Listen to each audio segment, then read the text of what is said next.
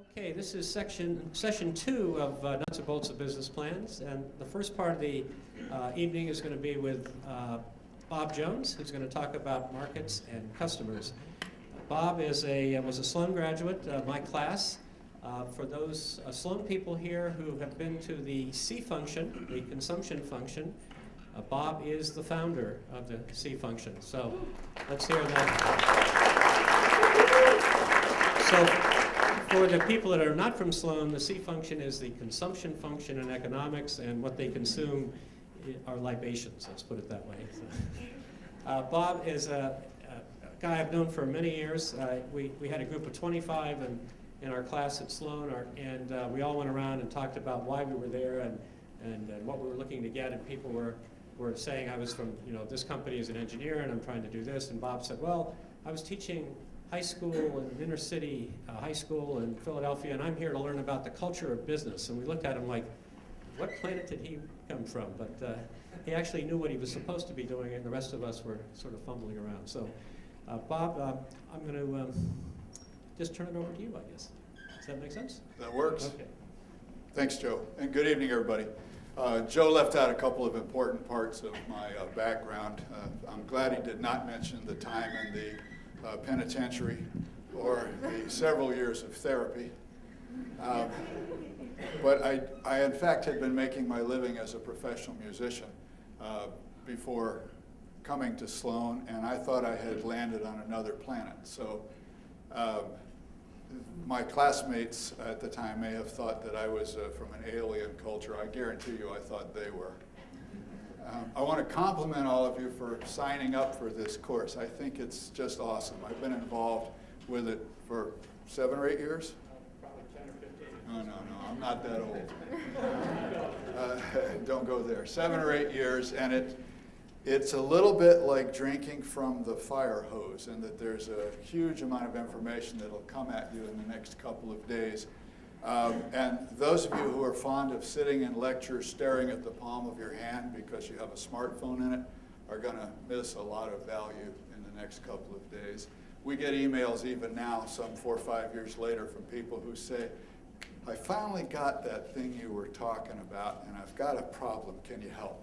And the ideas are all over the map. I had one a couple of weeks ago from a fellow in Pennsylvania who's working on solar homes. But great fun. I do have a presentation, but I can fine-tune it a bit for you. I know a bit about the constituency of the class, that some of you are Sloan students. A few of you are here from Harvard to explore the entrepreneurial wonders of the Institute.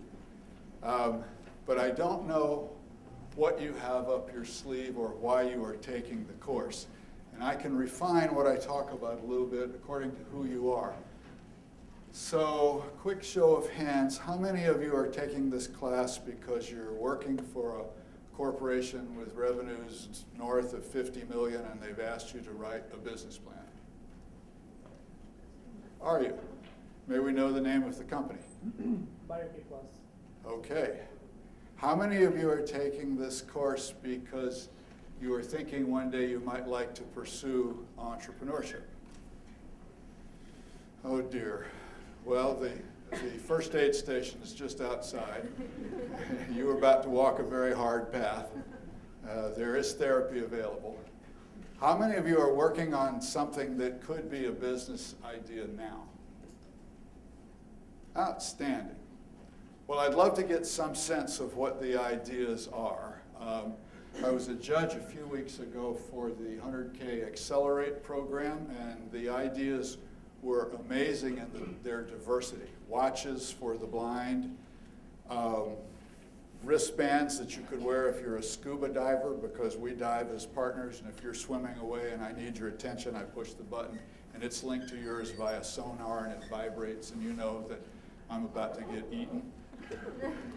So I'd love to get some sense of the ideas. Who'd like to give us share with us an idea that you're working on now? And don't worry about confidentiality, by the way. If you're worried about that, I assure you it's completely misplaced. You can put your idea on a billboard on the side of I-95. It won't matter, because you've got to raise the money, you've got to recruit the team, you've got to build the product, you've got to execute the plan. So Bob, have them come to the mic so we can pick them up. Have them come to the mic, or maybe I'll even do better than that. Are these live? All right. This is like Starbucks. I'll be your coffee server. You have a question. Well, let's hear your question. So, I mean, I think you're probably right that, nobody's going to steal the idea, but 10 years down the road, if somebody finds out that you publicly spoke about it, you lose your patent rights. I don't have an idea. I'm just saying that's been an issue that corporations have had in the past. Dippin' Dots is a great example. Most of the corporations that I've approached with an idea will simply refuse to talk to you if you insist on a non-disclosure agreement and you're worried about the patent, because in point of fact, they have a robust R&D effort going and they really have no idea what some of their team is working on in the basement. And if you're going to lean on them for that, they just won't talk to you. And for that matter, tonight, neither will I. So, someone who is less filled with fear and trepidation, please, is your idea a babysitting service for two-income families? I'll go. Go ahead. So I've invented a new kind of power tool that knows where it is and can correct your position. So if you're off by a half an inch, it'll fix it. Outstanding. And what's broke that fixes? Well, if you've ever done anything around the house, even putting up a shelf or making a picture frame, you know that you never cut it quite right. Things don't line up if you're sloppy, at least like me. This one, you just load it with the digital plan of what you want to cut, and you cut it out perfectly. Terrific. And who will be your target customer? To start, they're going to be kind of expensive for hobbyists, so probably sign-making companies because they need to cut out precise shapes, but they can afford $1,000. How will you distribute it? Will they go to Home Depot and buy it? Well, the hope is that we'll make like 100 or 200, just me and my partner, and sell them direct over the internet. And then if that goes well, we'll seek financing and ramp up from there. So we're going to bootstrap it is the short answer. So if you were approaching a financier, you might say, I have identified a group of sign-making companies that are commercial enterprises and they have to move quickly and accurately, and inaccuracy in hanging up a sign is a problem. It costs them time, it costs them money, it costs them credibility with their customers, and I have a technology that will solve that problem. Do I have that right? That's about right. Okay, great. We love customer benefits. Nice going. Someone else? Joe, you didn't tell me I was getting an aerobic workout tonight. Thank you. You're welcome. Go ahead. I'm working on an adjustable bone plate for mandibular fracture fixation. So it's basically a bone plate that a doctor would use to align your jawbone after it's broken. And the idea is because it's adjustable, it can save the time that it takes for this procedure and also reduce the complexity. Good. And why is that an issue now? Who needs that? Or is the current technology inadequate? Is there a need that's not met? Do you save people time? Do you save them money? So it saves a lot of procedure time because the alignment of the fracture is one of the most important and complicated parts of the procedure. So it can really save on time and actually increase the quality of the repair. Okay, so we've got some identification of the benefit. Who's going to buy this from you? Is the surgeon going to buy it from you? Is the hospital going to buy it from you? Is Boston Scientific going to buy it from you and sell it to the surgeons in the hospital? Who's actually your customer? So our customer would be a company like Boston Scientific or Synthes, because right now hospitals buy giant kits of different kind of plates and they prefer to buy from just one company. So if a hospital buys from Synthes, ideally Synthes would have this plate as part of their product line. And do you have a contact at that outfit? We do have some, and we're also working with the surgeons at Mass General to develop this device. Okay, so if I were to summarize this and I said, we've identified a costly and often painful medical procedure in mandibular surgery, and we have a technology that will solve that problem. We've identified that the way the buying channel works is primarily via one company. We have a surgeon at Mass General who can help us validate the technology and an important contact at the company that will sell the product. Would you care to invest? I'd have it right? Yep. Okay, you're welcome. All right, so some of what we're going to talk about tonight is how do you identify your customer? How do you come up with a benefit statement that's fairly easily understandable? Something that my friend Steve Peirce talked about last night is how do you make that into a pitch? And how do you succeed with your business? I sort of have this quaint notion that if I'm going to ask you to pay attention to me for 80 or 90 minutes, I ought to try to give you something of value. I realize that's kind of old school. But what I'm going to try to do is cover an introduction. I think we've done that. Talk a little bit about, I'm going to try in the course of this to provide you with a few hot tips on finding your customers, how to succeed with your business. And I'm going to give you a couple of case studies of product launches, but they're not out of the academic literature. These are products that I've designed and launched. One within the context of a fairly substantial corporation and one in an entrepreneurial venture. I learned some lessons, a few of them painfully. I'm hopeful that in the course of this, you will divine what I learned without the pain and suffering that I went through. I'll pull it together at the end. We're not exactly a cast of thousands, so if you have questions along the way, I encourage you to interrupt. But I will give you a chance at the end to wrap it all up with some questions. Okay? So, I have had people who say to me, Bob, I'm not actually sure why I need this course because, I'm smart, I got a great idea, I'm really committed to making it succeed. In fact, the first line in my business plan is I'm passionate about making this succeed. And frankly, I've been successful at most of the things I've done in my life. So, geez, what could go wrong? Those are famous last words. Put those on your tombstone. What if you make it and nobody buys it? What if you put the idea together and can't find the money to execute it? What if your accountant embezzles your money? Oh, we won't talk about that in this course, will we? Real world activities. A quick word or two on me. I'm currently serving as a principal at a consulting firm here in Cambridge called Scientia. We do growth strategies in the health and wellness arena, and I lead the practice in nutrition and wellness. Prior to that, I turned around a troubled food and beverage company, publicly traded in Hong Kong. And it was, well, it would be impolite to call it a disaster, but suffice to say it was troubled. It took a couple of years to fix it. Started 3 companies in the Cambridge area with a group of scientists out of Harvard Med School. Had a couple of ordinary jobs, have written some articles, have invented a couple of things that have issued patents, and broke down and went to school once or twice.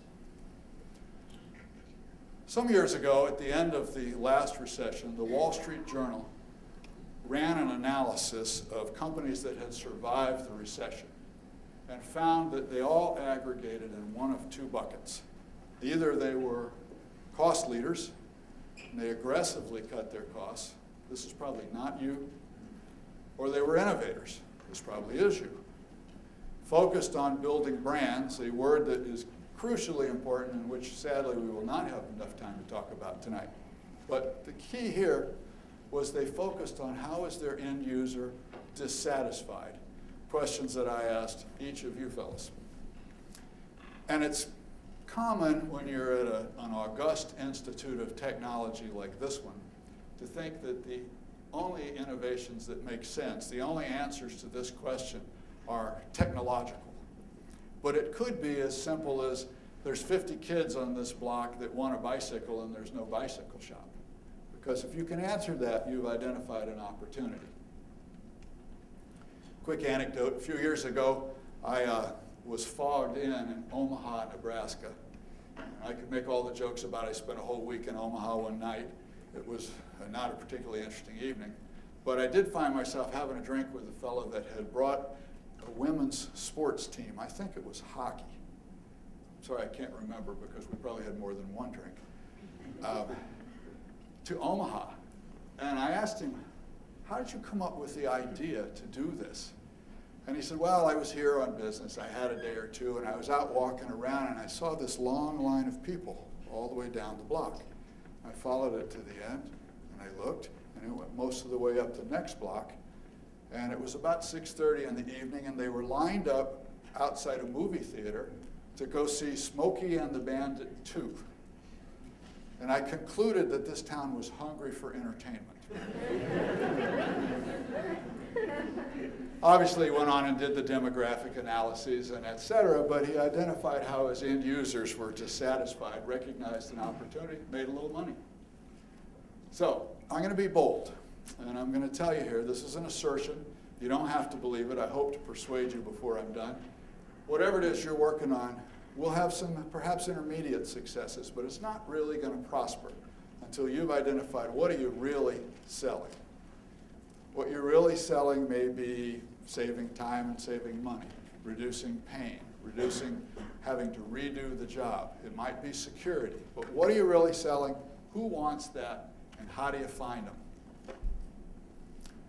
But first, let's talk a little bit about money, because presumably some of you will need it. How many of you have ever sat in the lobby of a venture capitalist office? Okay, were you alone? No?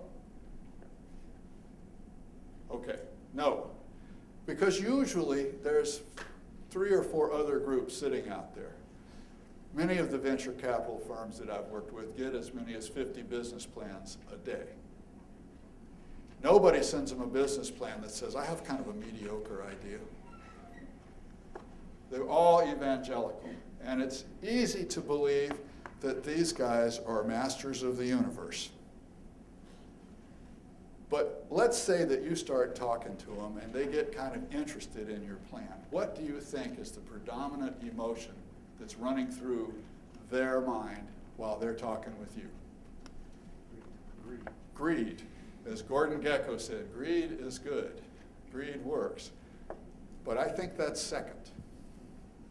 I think what's first is fear. Because most of the people that they make investments in lose the money.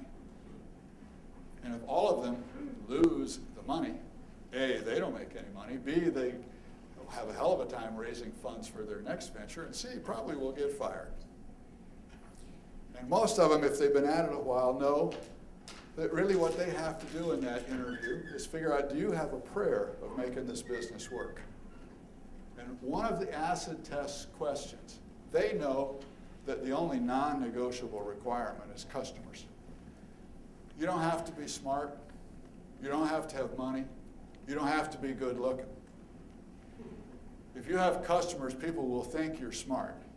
You will make a lot of money, and if you make enough money, they will think you're good looking. So, thank you. So the fundamental question is, do you have any customers? Maybe more to the point, if you look like a real propeller head, is do you even know you need them? Or are you so enraptured by the elegance of your technology that it never occurred to you that somebody's got to buy it? Duh. Have you done any analysis to figure out how you're going to find them? Are you going to spend $5 finding them for a sale that's going to be $3? How many will they buy? How long will they buy it for? What are the economics of this look like? So if they tactfully say, what's your revenue model? That's a loaded question. This is what they're trying to get to. So I think it's helpful if you look at your plan along 2 axes. Is what you have important? And is it unique? Because the sweet spot, of course, scores high on both of those. Now, some would argue that air is important. But most would argue it's not unique. Some would argue that MIT decals are unique. But outside of this pastoral little aisle where we work here, most would argue they're not really important. So, how would we build a business selling air? Anybody got an idea? Yes, sir. Those who need air, such as divers, people breathing with asthma, people of places who need air. So what's important here is not that we're selling air, it is that we're selling a solution for someone. And I agree. When I lived in California and did a reasonable amount of scuba diving, I from time to time would be off Catalina Island, down about 100 feet, swimming through the kelp beds. And if somebody said, Bob, how do you feel about spending a little money for some air? I say, well, I feel really good about that. So We have a positioning now that might make sense. Thank you. Good answer. And of course, the answer to the next one, who buys MIT decals, is so obvious I won't belabor it. The Bank of M&D, Mom and Dad. So I'm being a little bit facetious, but I do have a point. You need to figure out who's going to find your offering important and unique, or at least better than what you got, what they have now. Figure out how to find them, tell them about your offer, and take their money. Most people don't do this. Most people, particularly entrepreneurs, say, oh my God, I've got these incredibly elegant artificial intelligence heuristics, which I don't know. You're selling air or MIT decals. So I promised you a couple of case studies. Now, I find these talks are more productive if we declare it's okay for this to be an equal opportunity embarrassment program. So I encourage you to not be bashful about embarrassing yourself. And I'm going to fulfill some of the responsibilities of leadership by embarrassing myself first and telling you about some things that I did. But let me set the stage. I was in California. I had run into an entrepreneur who found a company that had been doing $200 million in revenues a year for 12 straight years in the medical business. So totally flat. And he bought them in a leveraged buyout, fired the senior management team, brought in a group of people who allegedly were more energetic, and said, ladies and gentlemen, I intend to grow this business 50% in the next 3 years, and I'm going to take it public. Now that's going to call for some hard work and some dedication. So here's some stock for you, there's some stock for you, here's some stock for you, and when we go public, guess what? At the very least, you'll be able to buy yourself a really nice car without tapping the family budget, and it might be real money. It was brilliant, because all those political arguments, all those just evaporated. Because people said, well, I'm much more interested in getting to the right answer than I am being personally right, because I've got some stake in this. So I was running the nutrition business. We were making liters of solution for $3 and selling them for 70. Awesome margins, really profitable. And I was contributing, the business I was running was contributing rather a lot to the company's appeal. But I went out into the marketplace, I talked to the customers, and I realized, for a collection of reasons that we can talk about some other time, this business was going to go away. It was going to evaporate. Well, that's going to threaten our ability to go public. Oops. Well, not only does that have an impact on the company and has an impact on my wallet, but also my friends and coworkers. I was going to be taking money out of their pockets. So, obviously I was motivated to explore a new opportunity. And I ran into one which suggested a potential repositioning of the corporation. And I didn't realize that nobody had done this before. There were no rules for success. And so fools rushed in where angels feared to tread. Here was the opportunity. I have to talk a little bit about physiology. It was in the industry of renal failure, kidney failure. Now, at the time, there were 400,000 patients who were undergoing dialysis. That meant that 3 times a week they were going to a center, they were tethered to a machine for 3 to 5 hours, and their blood was being circulated through a high-tech equivalent of an oil filter out the impurities, et cetera. And those centers were all listed in a government publication, so we could find where those patients were. Now, it turns out that one of the important functions your kidneys fulfill is eliminating fluid. So if they don't work, you accumulate fluid weight.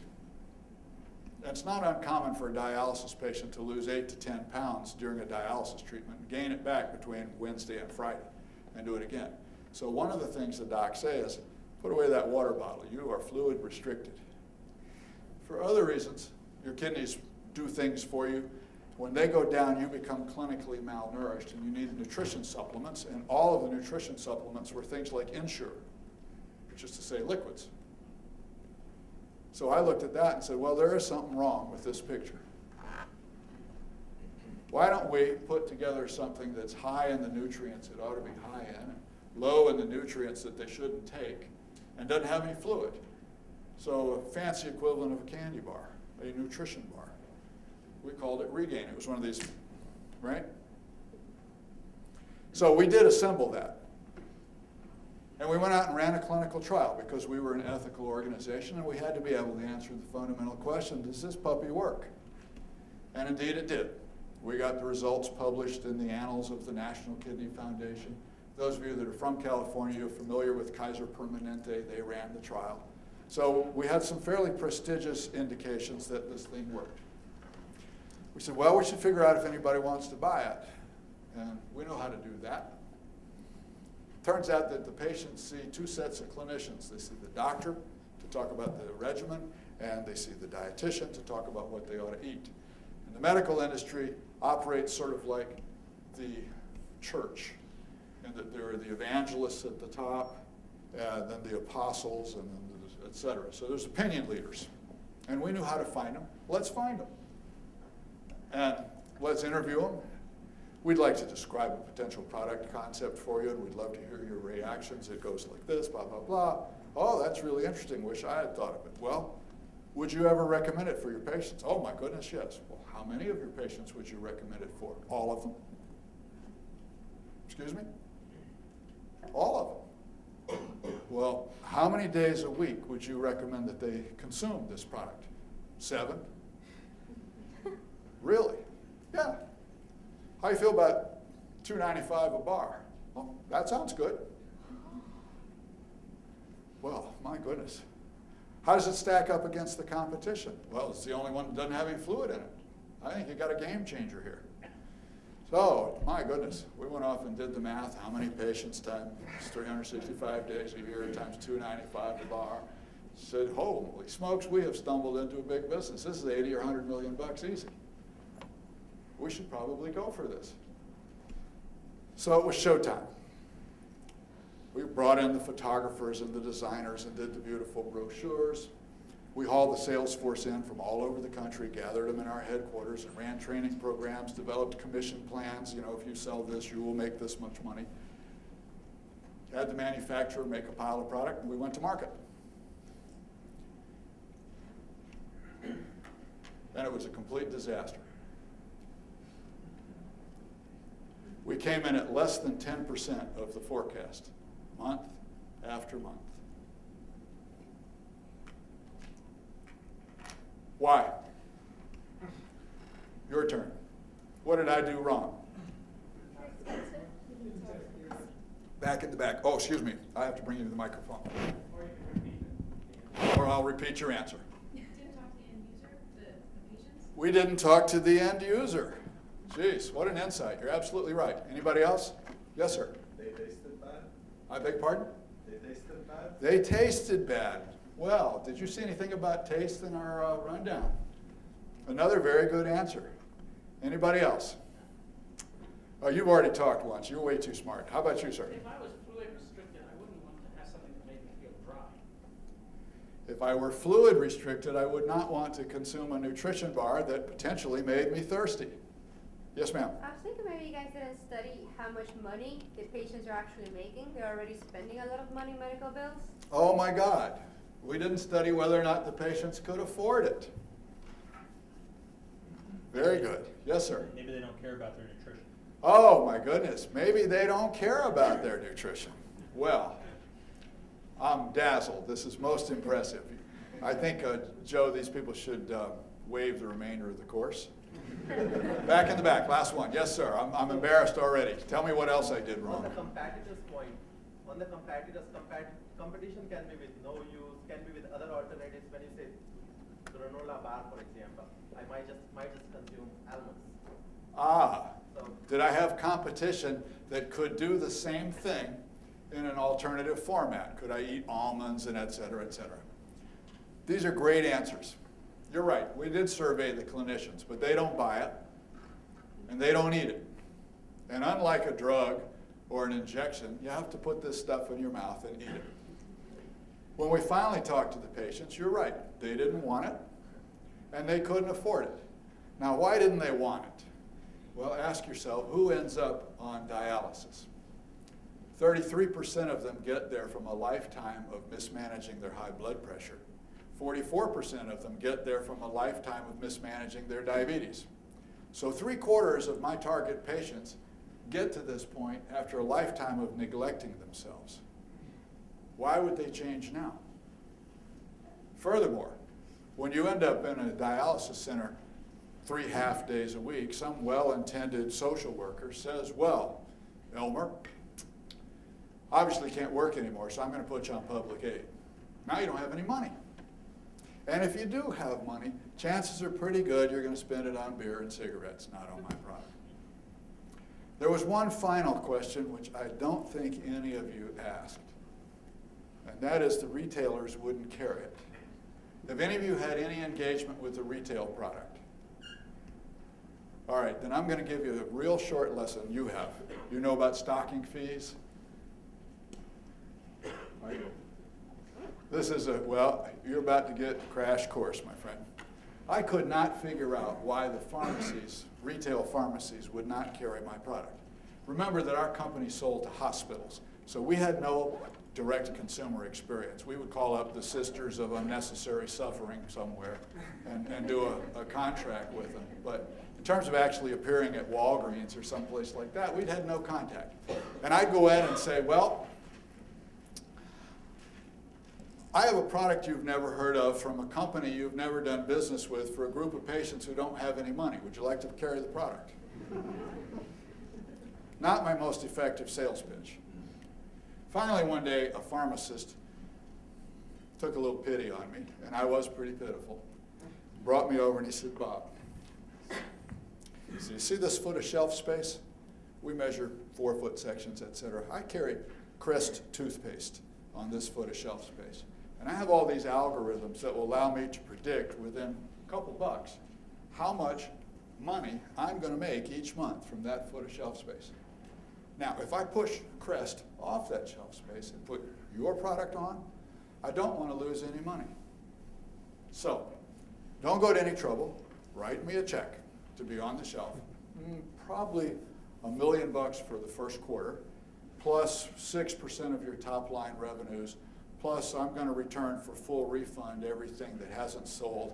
Plus, by the way, you're going to have to fill the pipeline one time at your expense, and I'll pay for you if I reorder it. How's that sound? So, the retailers wouldn't carry it. So what did this mean to me? Well, keep in mind, we were trying hard to show Wall Street that we were a good candidate for a public offering. There was a lot of money on the table here. And if we were successful, the people I worked with would all prosper. The corollary is obvious and painful. My shortfall was putting the IPO at risk. And of course, this was not exactly a secret, because as part of the senior management team, we would have these meetings once a month, and everybody would go around the table. How's your business doing? Well, we forecast $1.5 million for revenues this month, and we brought in $1.7 million. Bob, what about you? Well, we forecast $500,000 in revenues this month, and we brought in 30. Say again? And what happened last month? Well, last month we forecast 400,000 and we brought in 27. So, I'm like you, I don't like to lose. This was mortifying. And it just got worse and worse, because each month we think, well, it's a little slow getting started, you know, new product, how could we know? It's going to take a little while to get accepted. It'll get better. No, it didn't. We went on for an entire year, ruined a year of my life. So, I'll spare you all the agonizing detail of the year. I'll tell you what we did about it. We learned about inside sales. We said, well, we ought to be able to build relationships with clinicians and maybe even with patients on the telephone, and we got good at it. I hired a sales force, learned how to do this. It was a valuable set of skills. Learned about local patient publications, because it turns out that the group in Sarasota publishes a newsletter for their population, and they read it, and they're always broke. And we'd say something like, well, why don't we pay the printing cost for your next newsletter? Maybe you'll let us put in a little something about this. They'd say, oh, geez, that's a deal. I also said, you know what? Somebody's going to pay for this. Now, you may know, you may not, but you may know that Medicare takes care of you if you're old, and Medicaid takes care of you if you're broke. Medicare is a federal program. Medicaid is a state program. Now, do you think Massachusetts and Vermont and New Hampshire all have the same regulations? I got it reimbursed in 40 separate states, which was almost as much fun as 40 consecutive root canals. And I said, this is a terrible way to make a living. I got to sell this damn thing. And we found a company that was focused in the business, and this was the crown jewel of their lineup because we had clinical trials and yada, yada, yada, and so we sold it and moved on. I was 5 years older at the end of that year than I had been at the beginning. Yes, sir? Why should have done a distribution deal with them, something like, or kept some of the, got something back for you to help? Well, we in fact started with a little bit of a distribution arrangement, but ended up concluding that what was left for us was too small for a company of our size with the aggressive growth plan that we had, and it was just time to unload it and walk away, which is what I did. In the back, yes, sir? I don't know if you're going to come to this a little later, but... I'm sorry, a little louder, please. I don't know if you were planning to come to this a little later, but addressing the concern about the customer feedback, that you should have asked the end customer. But if you were to go and tell them that, hey, this is this nutrition bar that's going to give you all the nutrients that you need, and it's going to be, these are all the great things about it, they all would have probably said that, yes, we'll buy it, or we'll take it, or we'll consume it. So Well, let me repeat that. If we had done a better job, I'll paraphrase, if we had done a better job of explaining the benefits to our end customer, you'll live longer, you'll live better, the medical terms are morbidity and mortality. It'll be an improvement in your life. There's the clinical support. By the way, it doesn't taste bad. Chances are pretty good that we'd have had better results. That turned out to be false. We tried that. There were a couple of factors. Something we had not anticipated. When your kidneys fail, it changes your palate. So we tasted it, and we thought it tasted fine. But we didn't have kidney failure. Patients with kidney failure thought it tasted like decomposing meat. Oops. So there were a couple of other factors, most of them tied in with the dismal rates of patient compliance that you have in most medical issues these days. But the fact was, it was a bust. We did, let me rephrase that, we did boil down to a reasonable segment of the 25% of patients who had gotten to kidney failure without neglecting themselves. Maybe it was a trauma, car accident, something that caused their kidneys to fail. Many of that group had money. They would drive their Cadillac to the dialysis center. And we succeeded in a reasonable level of penetration there, but it was not enough to justify the investment. There was no ROI. So the product was going to be doomed to be the living dead for us, meaning not good enough to keep and not bad enough to kill. The right answer was to cut it loose. Before I move to the next example, one more. Yes, ma'am? Would it have been difficult to just change the flavor of the... Would it have been difficult to change the flavor? Well, the nutrients that we put in this product, the ones that you're supposed to have a lot of and the ones you're supposed to have almost none of, all have an impact on the final flavor of the product. It's not well known outside of the food science world, but protein tastes bad. And these people were protein malnourished. And so to pack it full of protein and make that flavor go away meant the bar had to be about this big because all the other stuff we had to put in it. I mean, the damn thing looked like a loaf of bread when we got done. And there were just all kinds of issues. So I trust you'll take my word for it in this abbreviated format here. We just had to cut it loose. But we did. So, in a clear triumph, I should say, a clear triumph of entrepreneurship over good sense, I went off and launched a couple of more products, one in the clinical malnutrition space, one in the HIV/AIDS space, and did better and better. Got the attention of a group of scientists at Harvard Med School who were in the business with me. They raised a little seed capital, and they could only find one person in the country that had succeeded in putting these kinds of products on retail shelves, and I joined them. So I moved to Boston, and we launched a company. That, by the way, moving to Boston required probably the single best sales pitch I've ever had to give to anybody, which was to my wife.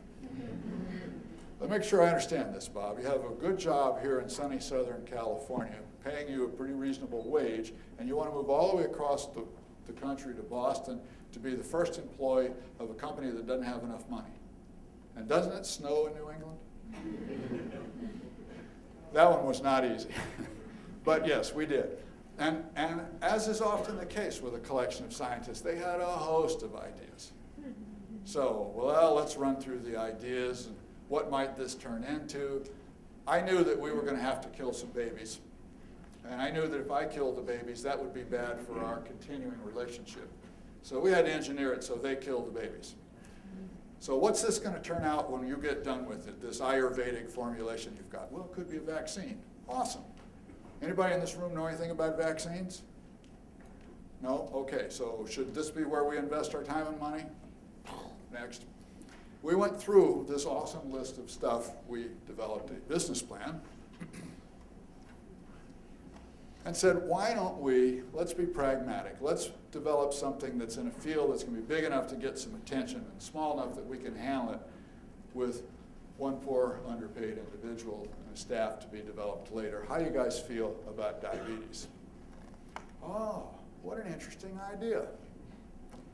Okay, a little more physiology, a little more market stuff. At the time, there were 10 million people who'd been diagnosed with diabetes. Today that number is 17. 17 million have been diagnosed. There's another 9 million that have it and don't know they have it. So this field is sadly growing at an epidemic rate. At the time, there were 10 million. The general opinion is that once you get diabetes, you can never get rid of it. You can manage it, but you can't cure it. There is some emerging clinical evidence that says under extreme cases now, you can in fact reverse diabetes if you get it early, if you get in there early enough. But at the time, once you had it, you're toast. So, your goal in managing your diabetes is to keep the fluctuations of your blood glucose from going too high or too low, and you inject insulin to lower your high blood sugar. Okay, well, if you inject insulin for high blood sugar, there is the possibility that you will inject too much and your blood sugar will go too low. Well, so what? Well, if your blood sugar is too high, that's hyperglycemia. If it stays too high for too long, that's the major cause of blindness, kidney failure, and amputation of your extremities. Some would argue this is catastrophic.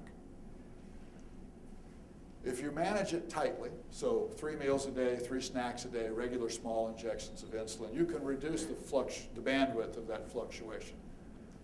But the incidence of it going too low triples. Well, so what? Well, if it goes too low, you faint. If you're stuck in a traffic jam, that's awkward. If you're out walking about and you faint, your neighbors might think you've simply been overserved somewhere, so it's embarrassing. But it turns out that if you become hypoglycemic at night, you may lapse into a coma and may not wake up. So, what they typically do, nobody wakes themselves up 3 or 4 times a night, eats, takes a small injection of insulin. The usual system breaks down. We're talking unmet needs here. So what they do, big injection of insulin, big nighttime snack, go to bed and cross your fingers. What's wrong with that picture is that everything in your nighttime snack turns into glucose roughly at the same time. So the spike is higher, but the duration is no longer. Translation, the food runs out at 2 in the morning, and the insulin continues to work, and that's when you are at risk of having it fall too low. So they're always worried about trying to manage these evening regimens. And it got to the point in the focus groups that we held where I just lost control of myself and threw the moderator out. And went in on the other side of the one-way glass and said, why don't we cut the crap here? What is really your greatest fear? And the answer was that I'll die in my sleep. Every night when I go to bed, I worry that I won't wake up. Well, you know, you can sell a certain amount based on appeal to rationale, but you can usually sell more based on an appeal to emotions. There was a short stretch in my life when I sold motorcycles, and I came to realize that all that talk about gas mileage was irrelevant. It's red. Yes, ma'am, go ahead. Let me come over here, I'm having trouble hearing you. Say again? Does it really correlate with the cost of the product? Then on emotions versus rationale? Is there like a threshold have to reach emotions? Well, obviously there comes a point when cost will trump emotion. I would love a Lamborghini. Need I say more? And there comes a point where if it's free, many of us will try it because why not? But in any mid-zone, I think emotion is important. I won't say it's predominant, but it's important. And when these prospective customers of mine said they had this huge fear that they would die in their sleep, I thought, we ought to try and come up with an answer for that. And we did. We created a nutrition bar that was supposed to be taken primarily as a nighttime snack. Yes, ma'am? Sorry, just a quick question. Did you have any financing at this point? I'm sorry, do I what? Just a quick question whether you had any funding or financing at this point. Oh, yes. We had raised some seed capital. And we went on to raise, got another 10 or 15 million, I guess, afterwards. But at the time, we were operating on a shoestring. We can have a longer conversation someday about the dangers of raising too much money. But I think poverty is very motivational. And we were poor. So we had to cut through all the BS as quickly as possible. We said, let's see if we can fix this. So this was a collection of ingredients that turned into glucose at stages through the night.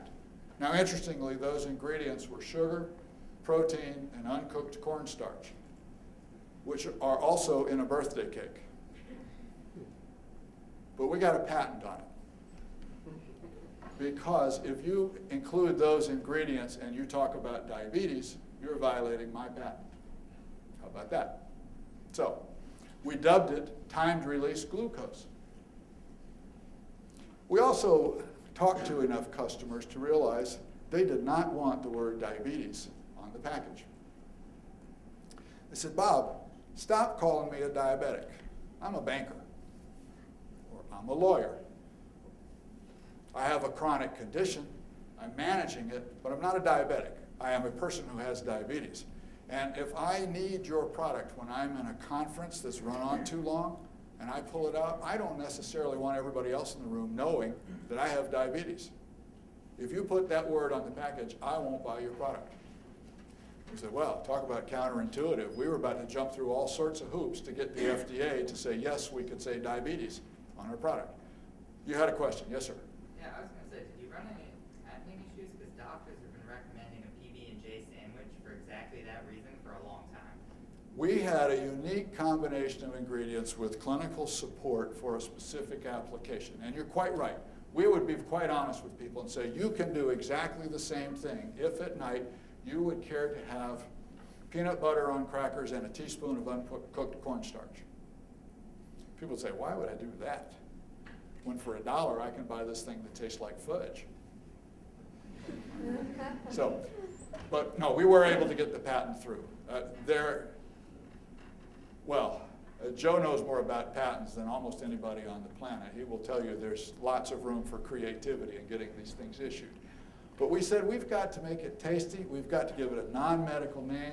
We have to give it packaging that makes it look like something elite. So we not only talked to clinicians, we felt like we had to start there. We talked to patients. We talked to parents. Why? Well, type 1 diabetes hits kids.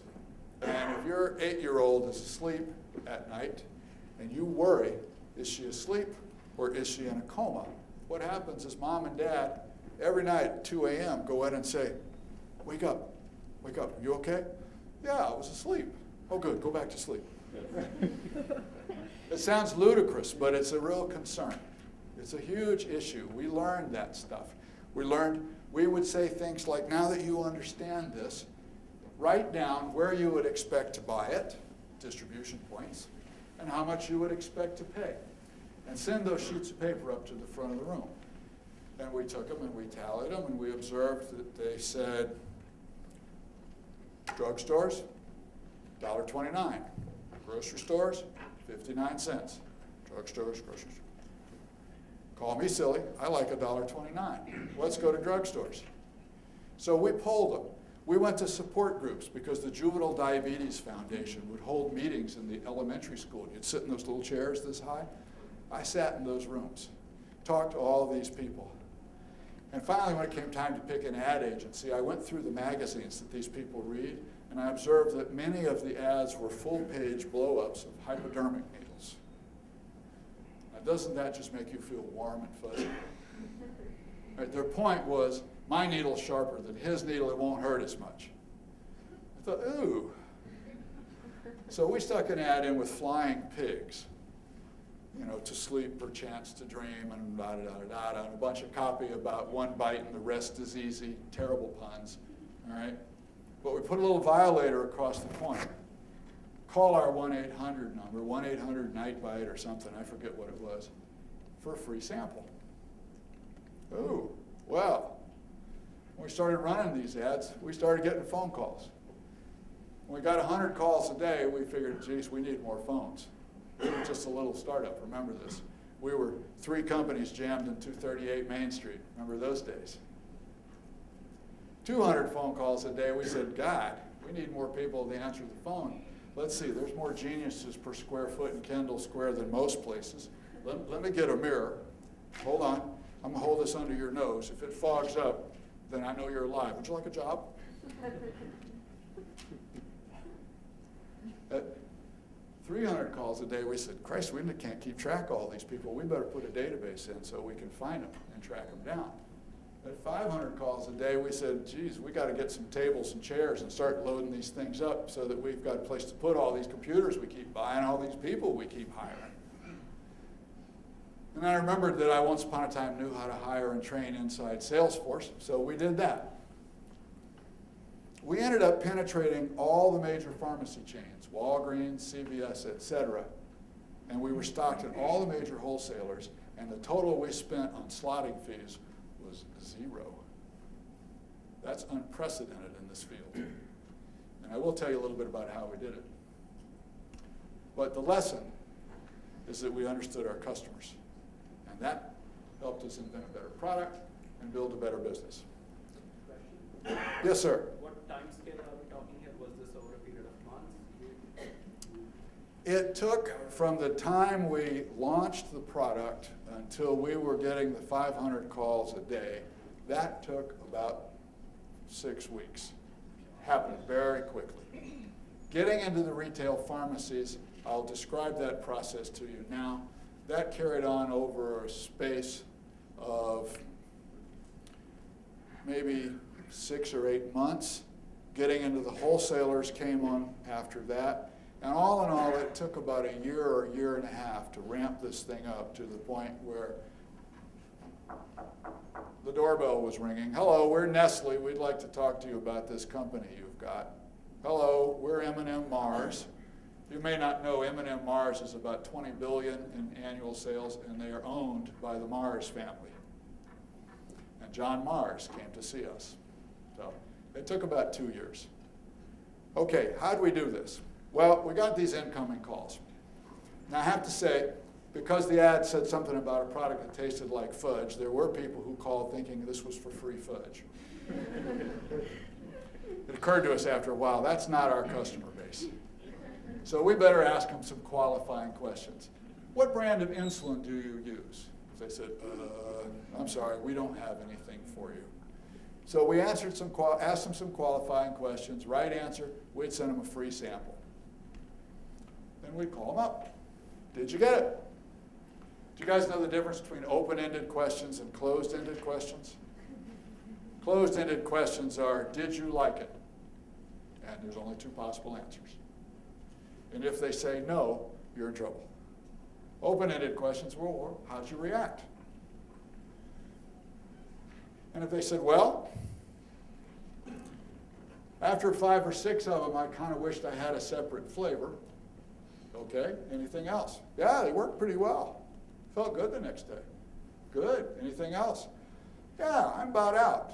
How do I get more? That's better than yes or no. So open-ended questions.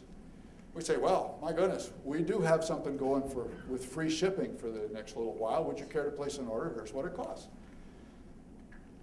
Because we couldn't put it on a retail shelf. Nobody had ever heard of us. So somebody asked us, did we raise any money? This is what we used our seed capital for, was paying the manufacturing and freight bills to get that stuff to them.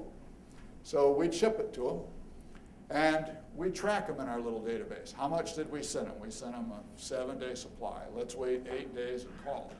Hi, Mabel. We're just checking on you. You should have gotten your product. Yep, yep. So I trust you're still happy with it. Aren't you about out? Oh, you are. Awesome. Would you we still have our free shipping going. Would you care to reorder? Well, okay. That's clearly not the basis for sustainable business. So one day, we'd call them up and say, Mabel, I'm terribly sorry, but our free shipping offer has expired, and I know it's inconvenient for you to wait on us to call you. Wouldn't it be better for you to pick this stuff up where you buy your insulin? Mabel would say, oh my goodness, that would be good. We'd say, well, where would that be? And Mabel would say, Yost's Pharmacy. Well, geez, do you mind if we call Yost and tell him that you'd like him to carry the product? No, I wouldn't mind. I've been buying stuff from that turkey for 5 years. Stand by a minute. Let me give you his phone number. You tell him Mabel wants this. Well, all right. I think most of you have at one time or another in your life stood in line at the pharmacy and watched the pharmacist. They usually have a phone tucked in their ear, and they're walking around, and if the phone rings, pharmacy, you got about 12 seconds. Hi, Yost. I've been selling my product for diabetes to about 5 of your customers, and they would like to know which retail pharmacy they could go to buy the product. How would you like me to answer that question? What? Who is this? Permission to proceed, okay? Well, now Yost knows that something like 12% of the people in the country have diabetes, and they're responsible for about 70% of retail pharmacy purchases. They're worth way more than you are. You come in and buy toothpaste and a greeting card and leave. They come in and buy glucose monitor strips, blah, blah, blah, blah, blah. So if I said I've got half a dozen of your customers that have diabetes, they're worth something. I could send them across the street if you'd prefer, but they mentioned you specifically. I thought I'd give you first shot at this. Yost would say, well, you know, I can't do this without corporate approval. Oh, I know that. But I also suspect that you have a ceiling like $100 below which you can order without corporate approval. Well, yeah, I do. I bet this will surprise you. Our introductory offer is $99.95. All right. What happens if it doesn't sell? If it doesn't sell, Yost, you don't need to send it back to us. Throw it in the trash and let us know. We'll refund your money. Give me a purchase order and let's make this happen, because Mabel's running out and she's going to come in a couple of days looking for it. So, okay, fine. Now what? Well, then we'd call them back.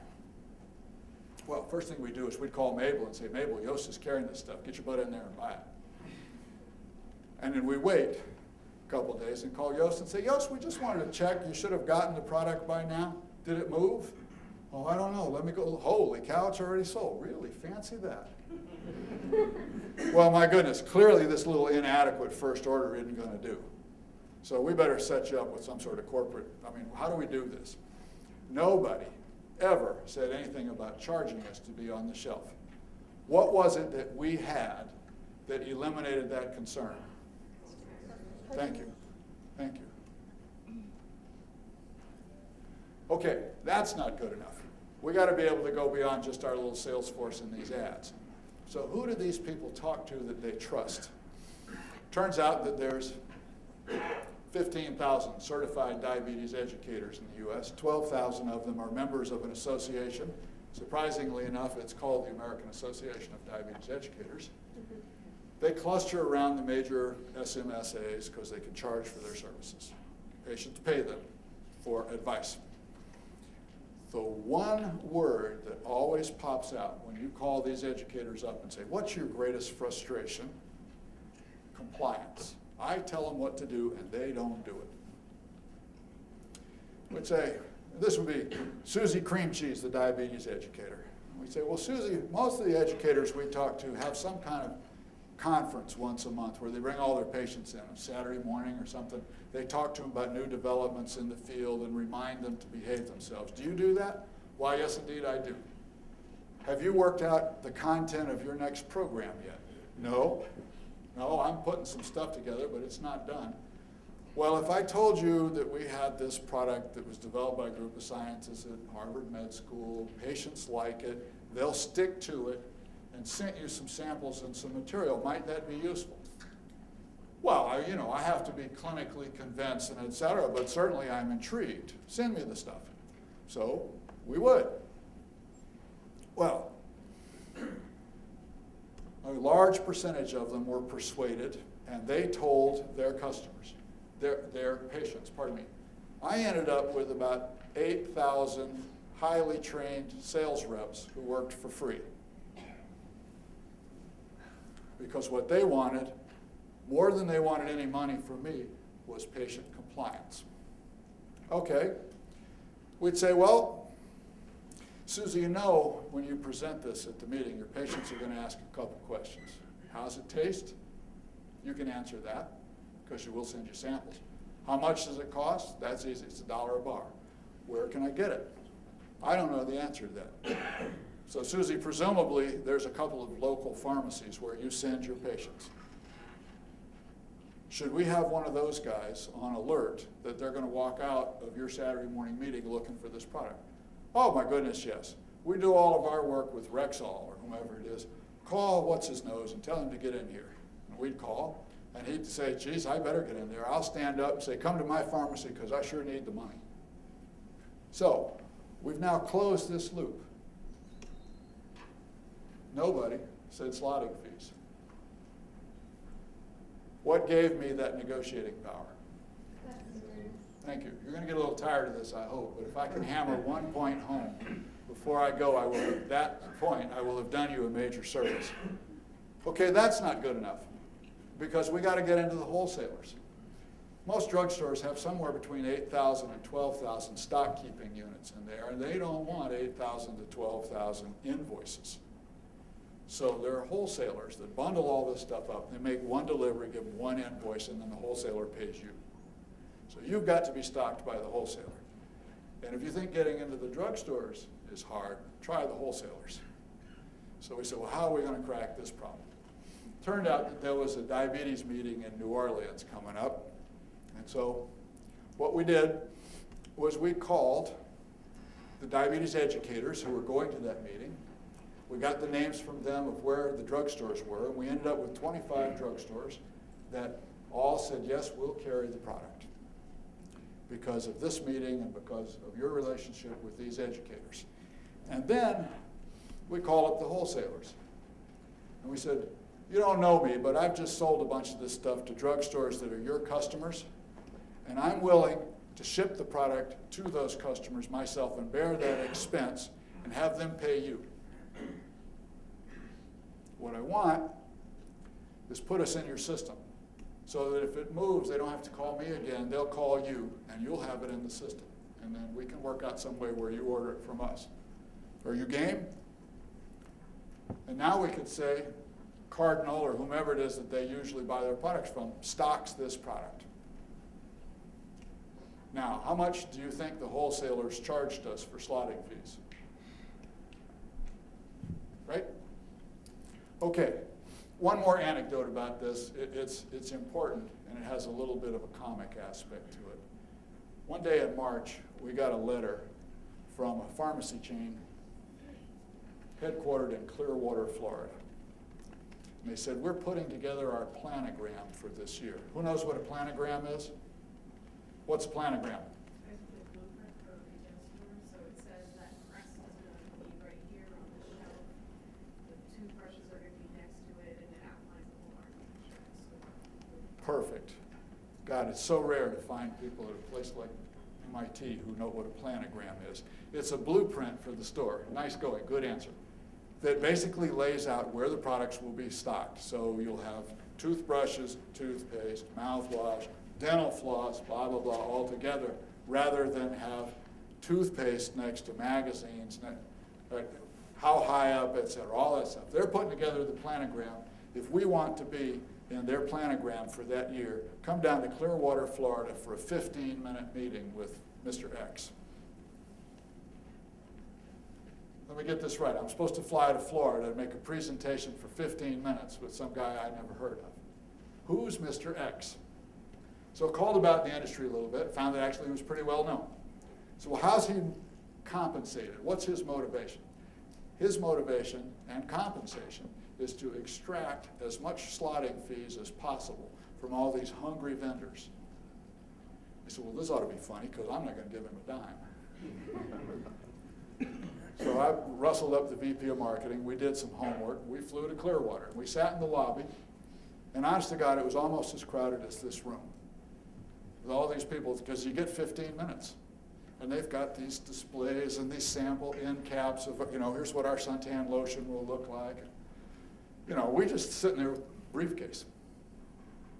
So our turn came, we walked in, and I said, Jeff, I mean, absolutely no disrespect, but this is going to be different from all the other 15-minute interviews you've had, because we're not going to give you any money. What I propose to do is take 5 minutes and tell you about our company, 5 minutes and tell you about our product, and 5 minutes to tell you why you want it on your shelves. He said, Bubba, it's your 15 minutes, have at it. So the first 10 minutes were pretty much what you'd expect. We're so fabulous. The last 5 minutes, we pulled out a printout because we thought it would be impressive to bring paper. And we said, here are all of the people that have contacted us about our product in the states where you have stores. And there's 15,000 of them. All of them have the same question. Which retail pharmacy can I go to buy this product? How would you like us to answer that question for these 15,000 customers? And he sat there for almost 60 seconds, which is a lifetime in a meeting like this. And he started grinning, and he said, okay, you're in. I said, well, we want to scale it up intelligently, make sure we can promote it. I hate returns. I want to make sure that we've built the demand in the stores, et cetera, et cetera. But thank you very much. And no mention of slotting fees. And I bet you can guess what the next thing that's going to pop up here is. So it wasn't because we were smart, had money, were good looking. I think I touched on those already, right? It's because we had, thank you. Yes, ma'am. About your point about the wholesalers, obviously you made it very, very easy for them, right? Because you're trying to get them to put you in their catalog. Now, when you're starting a new venture as an entrepreneur, you have some money that you have to spend, but you're right starting on. So at what point would you say, would you make the sacrifice? I'm going to make it very easy for these people. I'm going to ship it just so they can put me in the catalog. At what point do you have that power, is my question. Well, I think the question, if I'll rephrase it, Sure. is, in fact, I'm going to paraphrase it a little bit. Every entrepreneur struggles with the time versus money question because you don't have enough of either one. And you're negotiating with people, and you're either going to have to spend money or spend time, or somewhere along the way say, enough already, you got to pay me. How do you make that determination? And the answer is the same one my accountant gives me to every question I ask him, which is, it depends. How much money did I make last year? Depends. Harvey, what color shirt do you have on? It depends. It was sort of a cost benefit. How badly did we want these folks? What were we going to gain? The answer was a step function increase in our sales. What was it going to take to do it? Answer, make it easy for them for about a 3-week period around a specific trade show. And even though it was in New Orleans, the system was nationwide. So it was pretty straightforward to us. This was going to be worth the trouble. So it's cost benefit. What's it going to take? What are you going to get from it? How long will you get it? How much do you believe it? And away we went. I have about 10 minutes left, do I? I can roll a little further? Okay, thank you. So, sales grew impressively. We got approached by a company that was interested in buying our business, and they were curious about customer retention. So we gave them a bunch of names and phone numbers and so forth, and they called hundreds of our customers and did some calculations. You should know that in the consumer products world, reuse levels are somewhere between once a week and once a month. So General Mills would love to have Cheerios on every pantry in America, but they don't expect you to buy a box every day. Our reorder rate was 268 times a year per customer, which was clear evidence that we had identified a consumer need, found the consumers, met the need. So got a bunch of publicity, ended up selling it to a billion-dollar pharmaceutical firm, and everybody was happy. So, 2 stories, right? Regain, Night Bite, some lessons. And I'm going to summarize them for you. Second, you go first. What should I have learned? That's probably nicer than asking you, what did you learn? What should I have learned from these adventures? What should I have taken away from the ups and the downs? Yes, sir. It's not really about you or your ideas. It's really about what the customer really needs. Oh my God. I feel faint. This man said it's not really about you. It's about your customer and your customer's needs. I am not worthy. That's a very good answer. What else? Yes, sir. It's more fundamental than that. Okay. If you look at all the causes of failure, they were from a failure to question your assumptions. The main lesson is that you have to question your assumptions. Often you don't even know what the assumptions are. You have to find out what your assumptions are and question them, because that was the source of failure, and understanding them was the failure to success. Okay. This gentleman says it's a little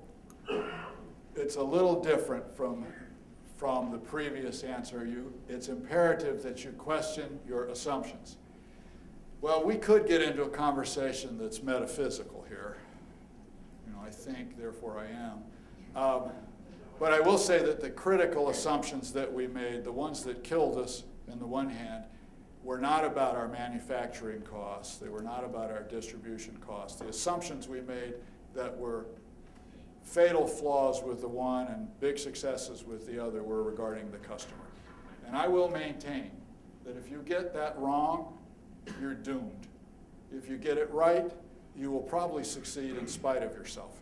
So I accept your statement about questioning the assumptions, but I do think, and forgive me, it's the title of my talk already, the assumptions you make about your customers are the ones that are most crucial. In the back, yes, sir. Sometimes implementation can be more important than the idea. Sometimes the implementation can be more important than the idea. I totally believe that. I totally believe that. Yes, sir. You just got to go hang out with your customers and like really understand who they are and what they're feeling, and become one of your customers to really understand what they're feeling. You've got to hang out with your customers and totally understand what they're feeling, what they're thinking, and think as though, in fact, maybe even become one of your customers. Yes, we kept our product in the office, and when nobody would eat it, I knew we had a problem. When I couldn't keep them in the office because the staff was mooching them all the time, I knew we were getting warm. Yes, ma'am. Once you understand your customer, and you understand your product, and you understand your demand, keep your customer close enough so that you can beat up your channel. Absolutely. But I'm going to translate that customer loyalty Once you've understood your customer, your product, the demands, et cetera, keep them close to you so that you beat the competition. It was very interesting, if I'm going to amplify on that for a second. We eventually had to come out with a second flavor. So, how do you suppose we decided what our second flavor ought to be? Who do you think we asked? Yeah. And their answer, by the way, was peanut butter. And when it came time to start the work on a third flavor, well, guess what? We put one on top of the other. Right? The peanut butter, the chocolate. So, totally right.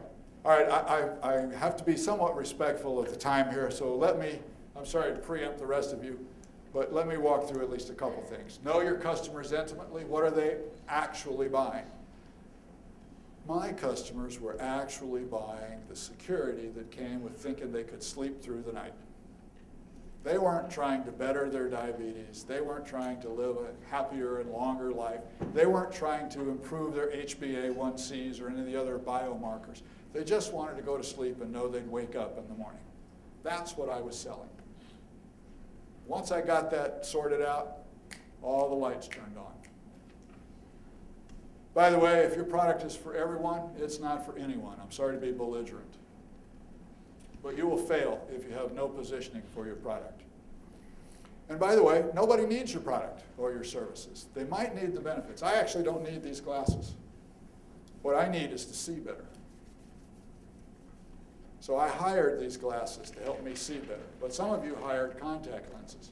I'm willing to bet that a few of you went to the laser surgeon and hired him so that you could see better. What I need is the benefits. Ditto your customers.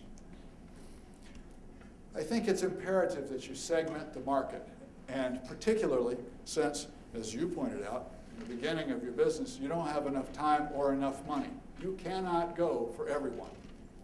There are a few at the top that are feeling whatever pain you're describing now.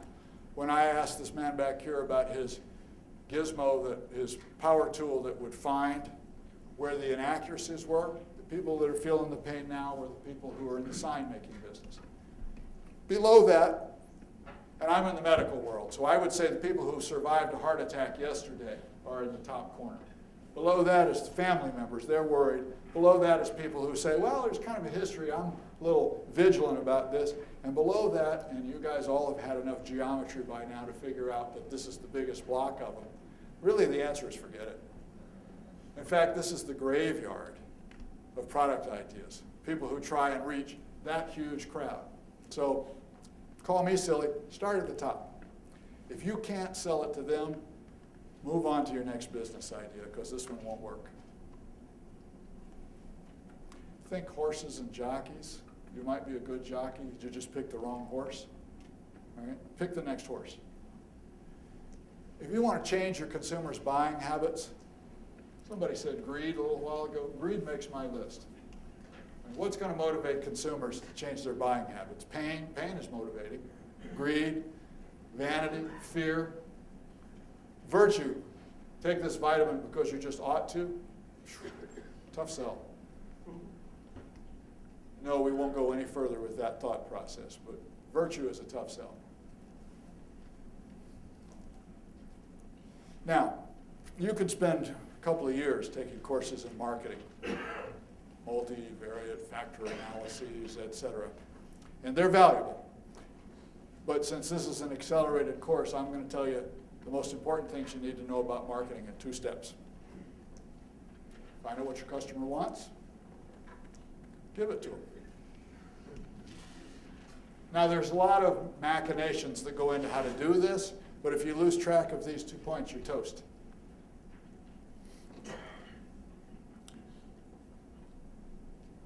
I had a boss, my first job out of business school, sort of a crusty old sales rep who'd grown up into being a VP of marketing, and I never forgave him for what he said to me, which I'm about to say to you, because it was hopelessly corny, but I couldn't get it out of my head. He'd call me into his office and say, Jones, there is no hocus pocus that takes the place of focus. God, that is so lame. But it's true. All right?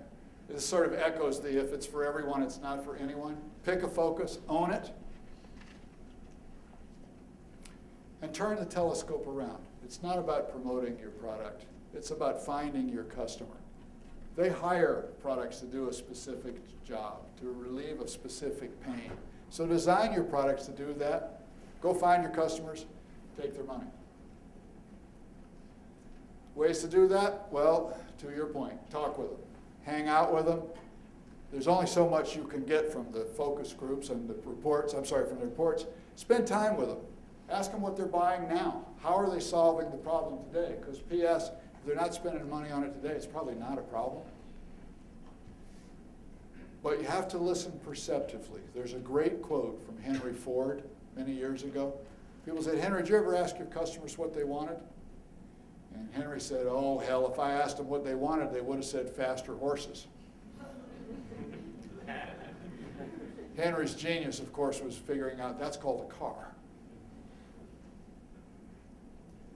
I think in the interest of time, I'm going to skip. We got some time? All right. Let me give you an example of some things we learned when we were in the weight loss business a year or two after this.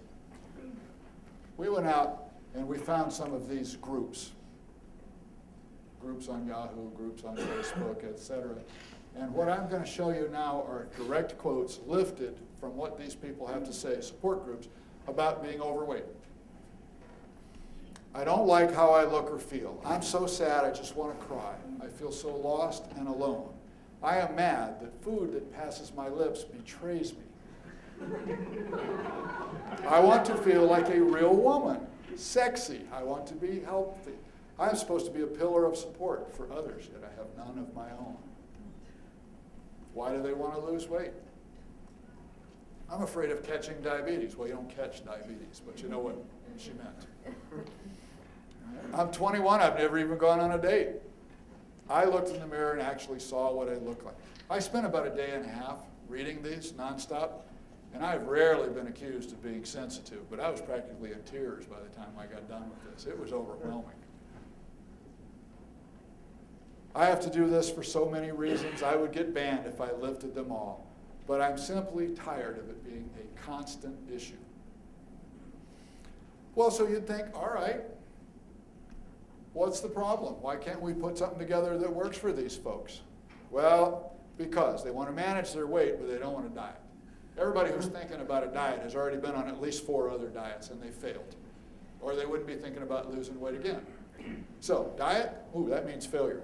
Exercise, Bob, you think I'm going to put on leotards and stand next to little Dolly over here on the Stairmaster with her, size 2 bottom? No way. I'm not going to do it. Inconvenience. I don't want to be hungry. Oh, my goodness, diet foods come in a box. The box tastes better than the foods. So, and furthermore, they have been scammed. I'm going to put up 4 examples of real businesses that the FTC caught in a sting not long ago. Soap that dissolves your fat while you're in the shower. People were buying this. Inserts for your shoes, which through acupressure simulate jogging 6 miles a day. Yours for $24.95. Rings, which through acupressure fill in the blank. Exercise in a bottle, many more. So they buy these things on hope. Maybe this one will work for me. If you start to understand them, you realize they have some fundamental questions which you must answer. Will this one work for me? Can I succeed? How? And tell me why I should believe you, because I've been lied to so many times in this field. And if you get past those, well then, ooh, does it taste good? Is it expensive? Where can I get it? So, you do have competition. Whatever your idea is, there is competition out there. If they're not spending money, your customers aren't spending money now, you've not identified a problem. Your question is, how is your solution better in the eyes of your customer? They buy value. And as you said, what you value may be totally irrelevant to your customer. Crossing the Chasm talks about this rather elegantly, by the way. I trust you all read your homework. What you think about may not matter, and competitive threats do come out of the blue. This one's key. You can talk all you want about how much they need your product. Immaterial if they don't want it. It doesn't matter who needs it in the early stages. If they don't want it, you can't sell it. And if you can't find them, you can't sell it. And if you can't communicate its benefits within 30 seconds, you probably don't understand them. And you can't sell it. You certainly won't be able to raise any money. Well, I'm going to zip through that. And I think since Steve did his thing last night on pitches, we may or may not have time. But there are some fundamental questions you should ask while you are constructing your pitch. And a few of us did that in sort of real time at the beginning of this class. I asked a few questions, what's broke that it fixes, and came back with some pitches that I believe you all thought were an improvement. Right? So what's broke that it fixes? Who cares? Who's trying to fix it now? How many of them are there? Do they have any money? The fatal flaw of, or one of the fatal flaws of my regain business. How do I find them? How are they solving it? Why is what I have now compellingly better than what they're doing now? I think we don't have time to do this. We should do this. You think we should? Have people do some pitches. All right, well, we did it with a few of you brave souls at the beginning. And Steve Peirce told you all last night that you might have a chance to construct some pitches. This is an awesomely helpful exercise. And I did mention equal opportunity embarrassment. And I did do what I said I would do, which was embarrass myself first, tell you in agonizing detail about this failure I had. So let's take a business idea that some of you are talking about or thinking about assembling for a team and see if we can craft a 30-second sell. So have them come to the mic. Oh my God, the embarrassment gets ramped up here. So, who's feeling courageous? You are. Step right up. And by the way, I'm not going to be the only one interacting with this gentleman, so you guys think about this as he's speaking. So, tell us about your idea, product, service, whatever. Okay, there are over 10 million solar panels in the United States, and they're all losing energy because they're dirty. And so my idea is to have an automated cleaning device to clean these solar panels. And their current solution now is to clean them either with crews going out there every few months or to just spray them with water, and that costs a lot of money each time, and they have to do it every few months. So I'm looking for a team to help me build a device and market it, mostly to help market it and look at the market research because I want to spend more time building the device. So I think this is a big opportunity. And I'll put my contact info on the whiteboard so you can contact me if you want to look into this further. Okay, in the sales business, it's crucial that you always ask for the order at the end, which this man did. So, but we promised to try to help him. And I think, by the way, that was not bad, sir. But what observations can we offer? What questions can we ask him? And what suggestions can we make that might tighten that up a little bit so that he can do it in 30 seconds or less? Yes, ma'am. I think maybe a bit more numbers. A bit more numbers. About what? Like let's say there's this many 100,000 solar panels. How often do they need to be cleaned? You say they have to be cleaned every few months with water. Your device, let's say some sort of wiper, how often would that? Sure, and can I respond to that? Yeah, sure. Yeah, so Google has done some research on this, and they installed some solar panels on their facility, and 15 months after they installed them, they cleaned them, and the efficiency doubled. 8 months later, they cleaned them again, and the efficiency went up 36%. So there really is a huge opportunity here. Thanks for that question. No, stay put. You're on the hot seat for a minute or two longer, please. Somebody else. Yes, sir. I'm not really sure what the value proposition is. Is it cheaper? Is it, how does it work? I mean, it's not sure. Okay, let me rephrase that for the camera. We're not really sure what the value proposition here is. Is it cheaper? Is it faster? Is it better?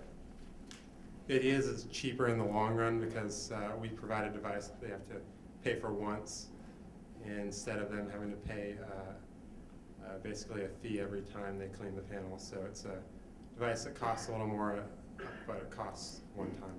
They do it themselves? Does it like... They will install the device. It's basically a windshield wiper for a solar panel. Okay. All the way in the back. Yes, ma'am. Most solar panels are pretty much in the middle of nowhere, like, for example. I'm sorry, you need to speak up. Most solar panels are? Or pretty much middle of nowhere, like, for example, in Nevada desert. What happens if it breaks your product? Or just. So there's a sustainability question here. What happens if your device breaks and it's in the middle of the desert? I, in fact, have been in the Mojave Desert, and it's pretty god-awful. Yeah, I think that's a great question to address in further research. I think at this point, just developing the technology is the key, and we can look into that later. Okay, I have a question. I didn't hear you mention one of my favorite motivators, actually two of my favorite motivators, greed and pain. So let's say that I, in fact, have a solar panel and it gets dirty. Why do I care? What pain am I feeling? So you call me up and say, Bob, your solar panel's dirty, and I've got a device that'll clean it. And I'll say, so? I think for you, the big thing is a lot of people buy these solar panels so that they can cut back on their electricity bill. And the big thing that a lot of people buy them for is because they want their electricity to cost 10 cents per kilowatt hour instead of 20. And they do that by using less energy and getting the most out of their panels. Okay, so let me offer to rephrase this, unless one of you would care to. Go ahead. You're wasting $10,000 a year in energy costs. My thing can save you that money, and you can use it on vacation or whatever else. Bob, your electricity bills have doubled for the simple reason that that solar panel on your roof is dirty. You could be spending that money on dinners, entertainment, a cruise, skin diving in the Caribbean, all because your solar panel's dirty. I can help you with that. Payback time. Payback time. How long's okay? So you tell me this, I say, all right.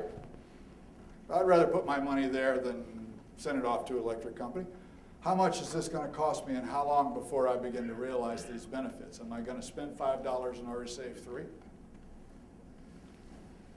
That's a great question, I think, to look into with market research. But I think if you do some simple analysis, you can see that they would save about $5 a year with one of these. And I think if we can get a device that's $15 to $20, it would pay off really quickly.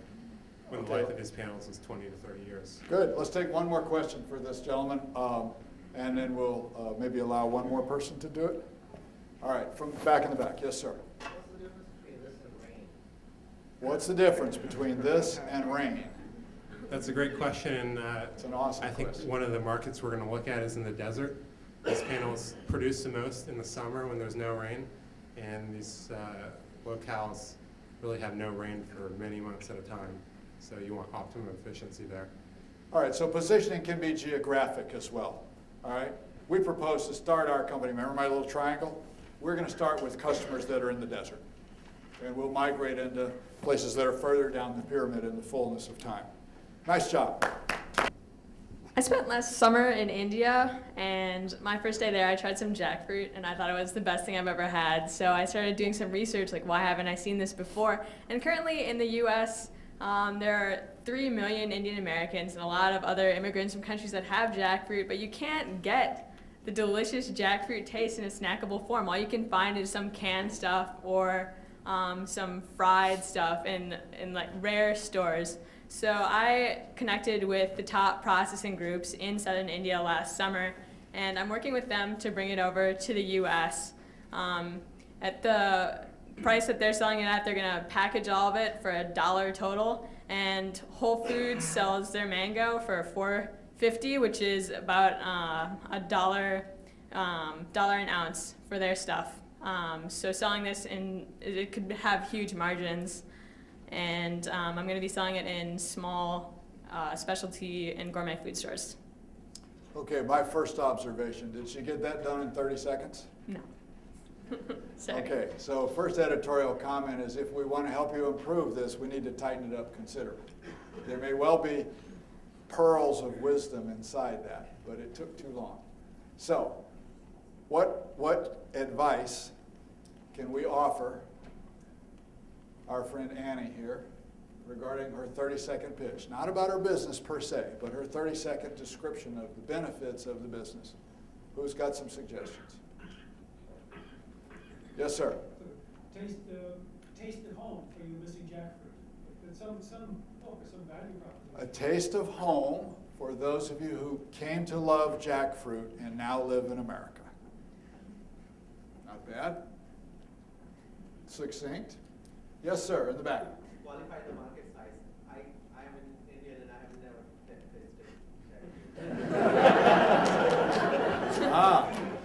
So we've got an individual who says it ain't necessarily so, because he's Indian, says he's never had it. So we do want to challenge the statistics, or I guess our suggestion to Annie is if she's going to boil this into a 30-second pitch, she doesn't want questions raised.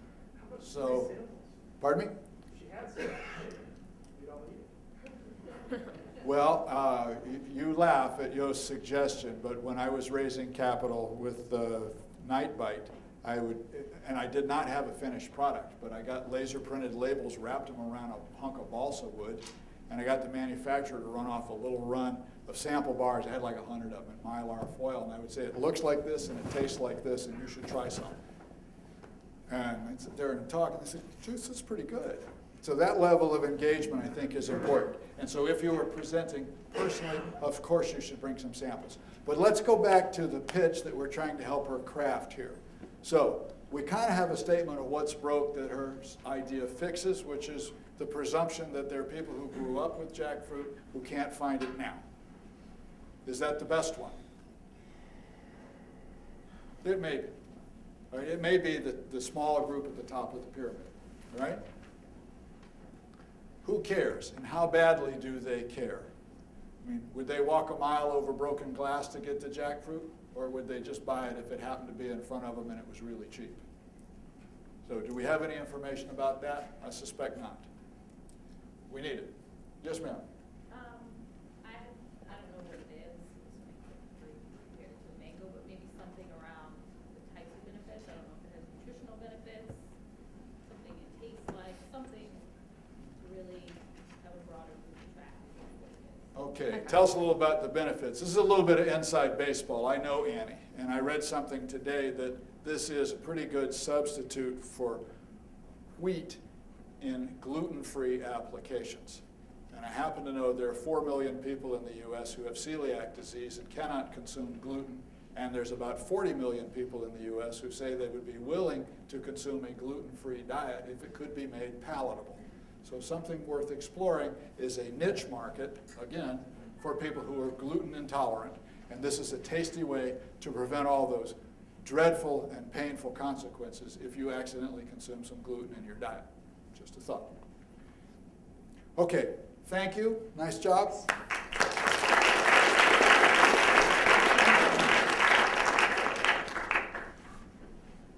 Okay, final questions. Now we've covered this. We covered this. We haven't covered that.